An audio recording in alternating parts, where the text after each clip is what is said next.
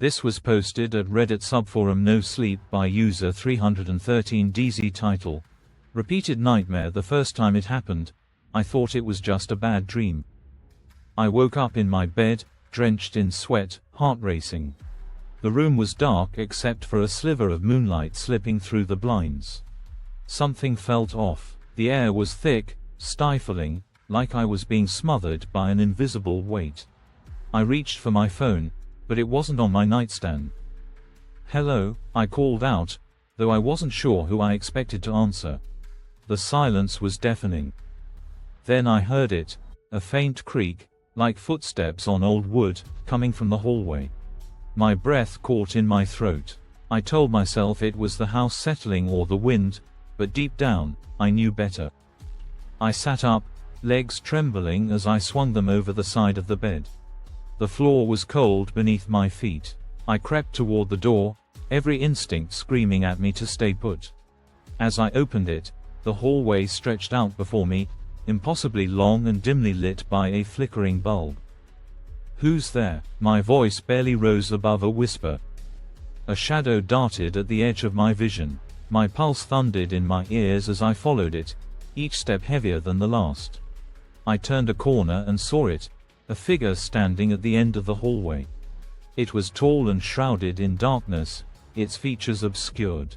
But its eyes, oh God, its eyes, glowed like dying embers. It moved toward me without a sound.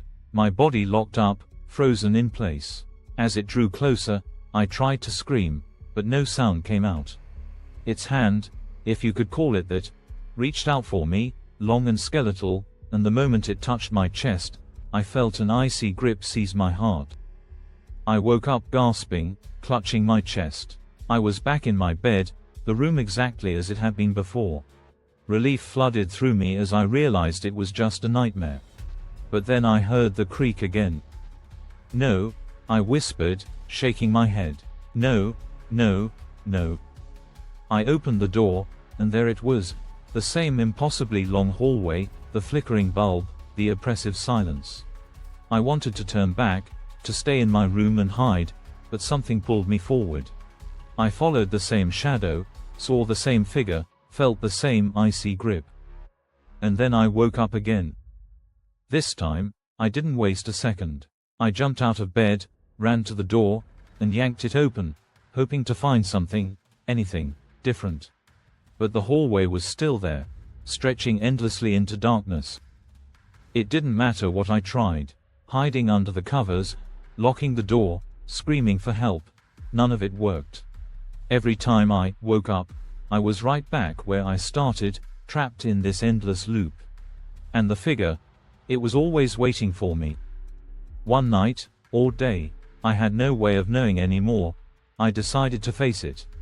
I stood in the hallway, trembling but determined. "What do you want?" I shouted, my voice echoing off the walls. The figure stopped, just a few feet away, its glowing eyes boring into mine. For the first time, it spoke, its voice a guttural whisper that seemed to come from everywhere and nowhere at once. "You cannot wake, because you're already awake." I felt the floor give way beneath me, and I was falling, plunging into a darkness so complete it felt like drowning. And then I woke up. But this time, something was different. The room was darker than before, the shadows longer and deeper. And on my nightstand, where my phone should have been, sat a single object, a key, old and rusted. I don't know what it unlocks, but I'm terrified to find out.